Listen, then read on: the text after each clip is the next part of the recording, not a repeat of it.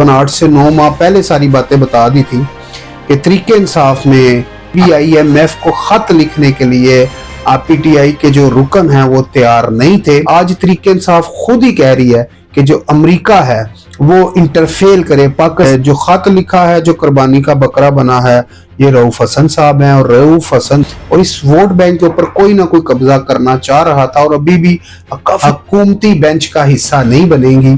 और वो जो जमातें हैं, ज़ाहिर बात है असद कैसर साहब जो है कि वो ओपोजिशन लीडर ना बने। और आज हुआ अबू मेरा असम्बली में गया और ये देखे अबू मेरे को लोग गालियां दे रहे हैं, ये एक दूसरे को। IMF के प्रोग्राम में आप जाते हैं, फिर आपने पेट्रोल महंगा करना है, फिर आपने बिजली में।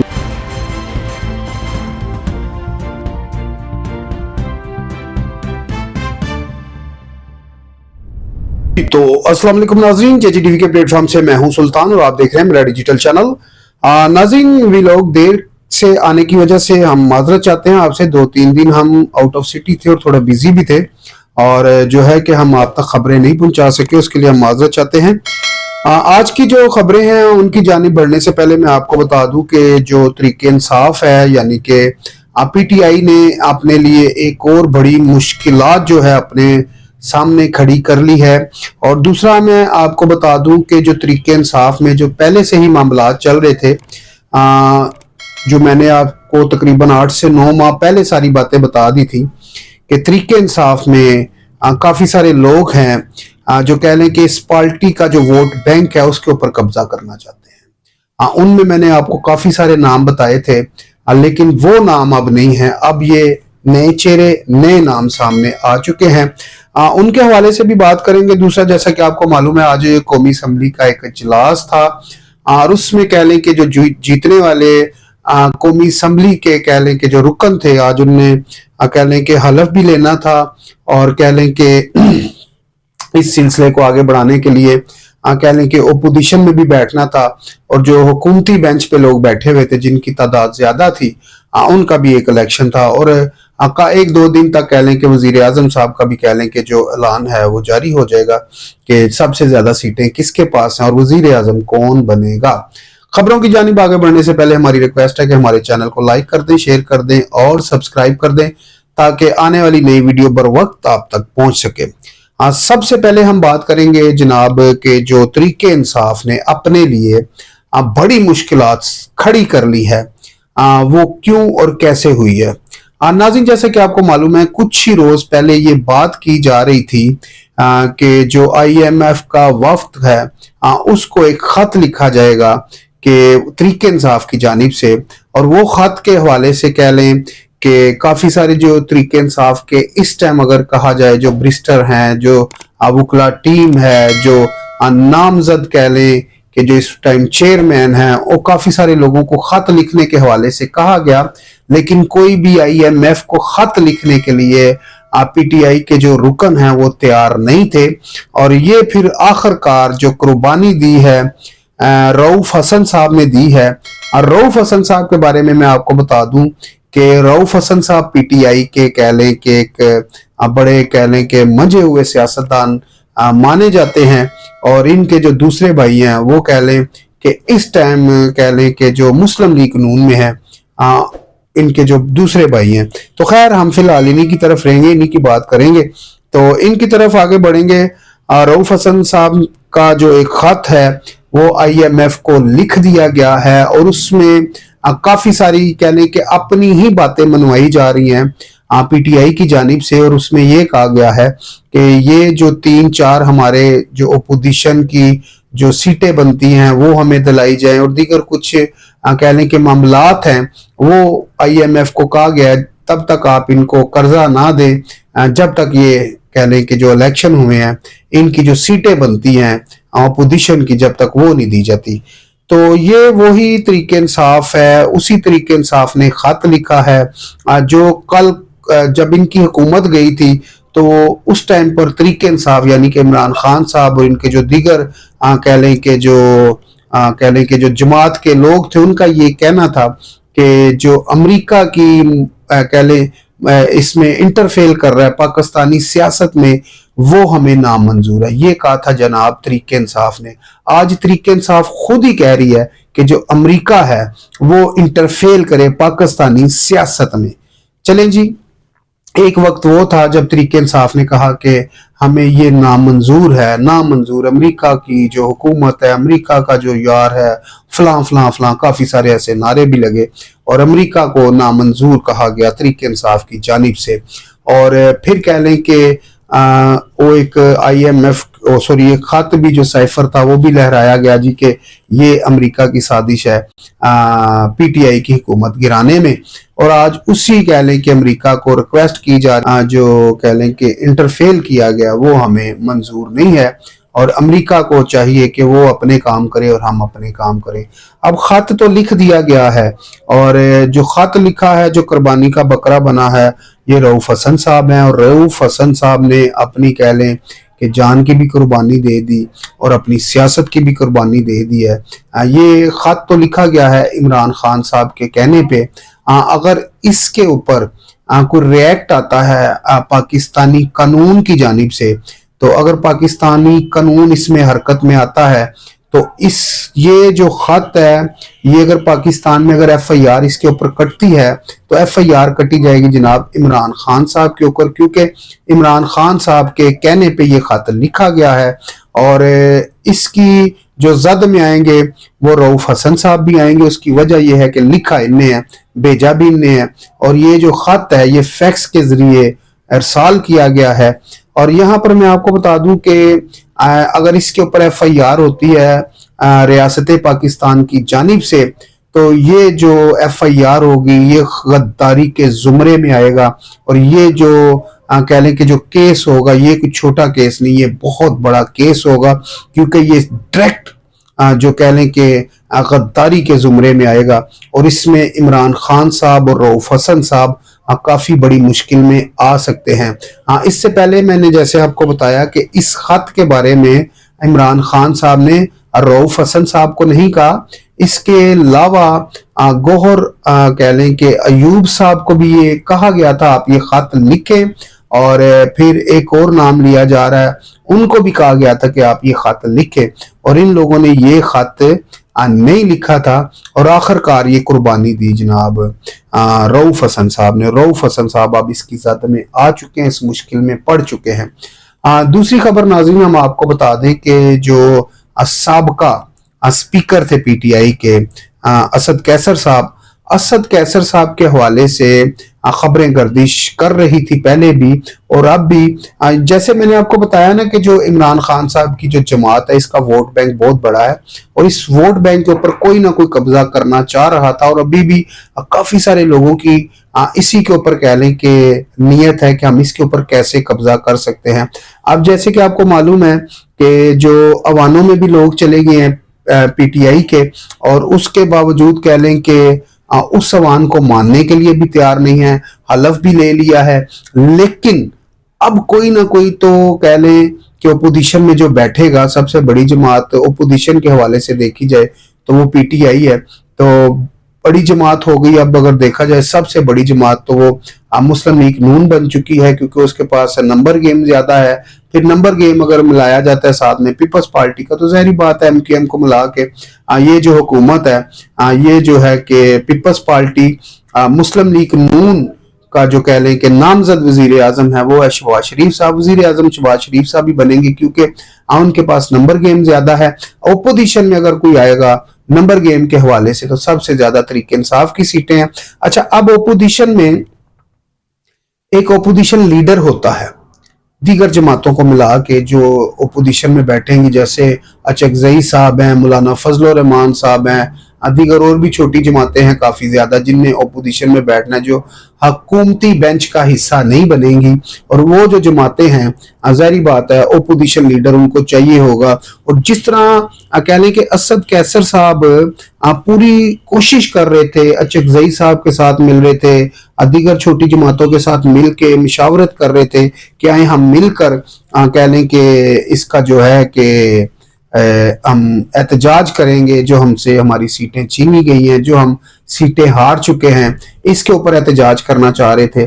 और कह लें कि जो असद कैसर साहब के जो भाई हैं उनको केपी के कह लें असम्बली का कह लें कि जो स्पीकर है उनके छोटे भाई को डिप्टी स्पीकर बनाया जाना था, उनको नामजद किया था इमरान खान साहब ने। और अब नई खबर सामने आई है कि जो असद कैसर साहब के भाई हैं उनको डिप्टी स्पीकर नहीं बनाया जा रहा, और असद कैसर साहब के हवाले से भी कोई अच्छी खबर नहीं आई। असद कैसर साहब को भी कह लें कि अब खुडे लाइन लगा दिया गया, सीधी सी बात है, दीवार के साथ। जैसे मैंने आपको बताया कि पीटीआई का वोट बैंक बहुत ज्यादा है, हर दूसरे बंदे की नजर है कि इसके ऊपर कब्जा कैसे करना है, और कह लें कि इस खजाने के ऊपर सांप बन के कैसे बैठना है। और ये काफी सारे लोग सामने आ चुके हैं, और इसके ऊपर आप कह लें कि काफी सारे लोगों का कब्जा होने भी जा रहा है, और नजर भी आ रहा है कि कौन कौन इसके ऊपर कब्जा करना चाह रहा है। सबसे पहले तो गौर अयूब साहब हैं, फिर उमर अयूब साहब उनके हवाले से, और काफी सारे ऐसे नाम हैं जो सामने आ रहे हैं जो ये चाहते हैं कि कहीं असद कैसर साहब जो है कि वो ओपोजिशन लीडर ना बने और हम ये ओपोजिशन लीडर बने। तो जाहिर बात है हर बंदे की कोशिश ये है कि जितने भी रुकने कौमी असम्बली हैं उनको अपने हाथ में रखने के लिए ओपोजिशन बनना बहुत जरूरी है। तो असद कैसर साहब को भी साइड पे लगा दिया गया है। अब जो भी कह लें कि पार्टी की कह लें कि जो मीटिंग्स होंगी उसमें अगर कोई भी कह लें कि कोई फैसला लिया जाता है तो वो फैसला जो है अब असद कैसर साहब नहीं ले सकेंगे। असद कैसर साहब को बिल्कुल कह लें कि खुडे लाइन लगा दिया गया है। नाज़रीन बढ़ते हैं आज की जो कह लें कि सेशन था उसके हवाले से। नाज़रीन जैसा कि आपको मैंने पहले भी बताया कि जो पीटीआई के लोग हैं ये हुकूमती हिस्सा भी बनना चाहते हैं, ये लोग जो है हुकूमत भी बनाना चाहते हैं, ये जो लोग हैं पीटीआई के ये ओपोजिशन लीडर भी बनना चाहते हैं। लेकिन कोशिश इनकी ये है कि कहीं ना कहीं हमारा जो है हाथ पड़ जाए और हम किसी ना किसी कह लें कि ओहदे पर पहुंच जाए। लेकिन यहाँ पर मसला ये है कि जब आप इन ओहदों पे पहुंचना चाहते हैं, इन असम्बलियों में बैठना चाहते हैं, चाहे ओपोजिशन की शक्ल में, चाहे हुकूमती बेंचों के ऊपर किसी भी शक्ल में, जिस तरह के आपने देखा होगा कि केपीके में कह लें कि जो पीटीआई की बहुत बड़ी तादाद है, बहुत बड़ी सीटें हैं, वहां पर कह लें कि ये अकेली जमात पीटीआई अपनी हुकूमत बना सकती है केपीके में, और बना भी रही है। और वहां के जो चीफ मिनिस्टर होंगे वजीर आला साहब, वो अली अमीन गंडापुर साहब को नामजद किया गया है। और वहां पर जैसा कि कल देखने में आया कि खातून के ऊपर पेन भी फेंका गया, लोटा भी फेंका गया, जूता भी फेंका गया। और भाई जब आप नारे लगाते हैं तो फिर आप बर्दाश्त भी करें। आज भी ऐसा ही नेशनल असम्बली यानी कि वफाक में देखने को आया। आज भी जनाब ये नवाज शरीफ साहब वीडियो में आप देख सकते हैं कि बड़े तहम्मुल मजाजी से बैठे हुए हैं। कोई वो कह लें कि नारे नहीं लगा रहे, कोई शोर नहीं कर रहे, किसी को गाली नहीं दे रहे, लेकिन जितनी भी कह रहे हैं कि नारेबाजी है वो कह लें कि तरीके इंसाफ की जानिब से की जा रही है। यानी कि शोर मचाने का मकसद क्या है? शोर मचाने का मकसद ये है कि अपने आप को बताना कि मैं भी यहाँ पर मौजूद हूँ, तरीके इंसाफ भी यहाँ पर मौजूद है। यार पूरा पाकिस्तान आपको देख रहा होता है। तो जब ये मछली मंडी का आप जो मंजर बना देते हैं असम्बलियों में, तो ऐसे लोग भी हंसते होंगे आपके ऊपर कि यार ये पाकिस्तान का फैसला करने वाले ये कौन लोग हैं जो कह लें कि जो पाकिस्तान की असम्बलियों में आए हैं, जो अवाम की किस्मत का फैसला करना है, जिन लोगों ने इस हालात को, इस महंगाई को कंट्रोल करना है, दूसरे मुल्कों के साथ बातचीत करनी है। तो ये वो लोग हैं जो कह लें कि ये फैसले करेंगे, ये वो लोग हैं जो पाकिस्तान के मुस्तकबिल के कह लें कि बात करेंगे, जिनको खुद उठना बैठना नहीं आता, जिन लोगों ने अपनी ही सीटों को मछली मंडी बनाया हुआ है। तो आपने 3-3.5 साल हुकूमत की, अब आप सब्र करें। 16 साल पीडीएम भी हुकूमत कर गई है, 2 साल इनको और भी देख लें। क्या ये मुल्क सवार सकते हैं? नहीं सवार सकते।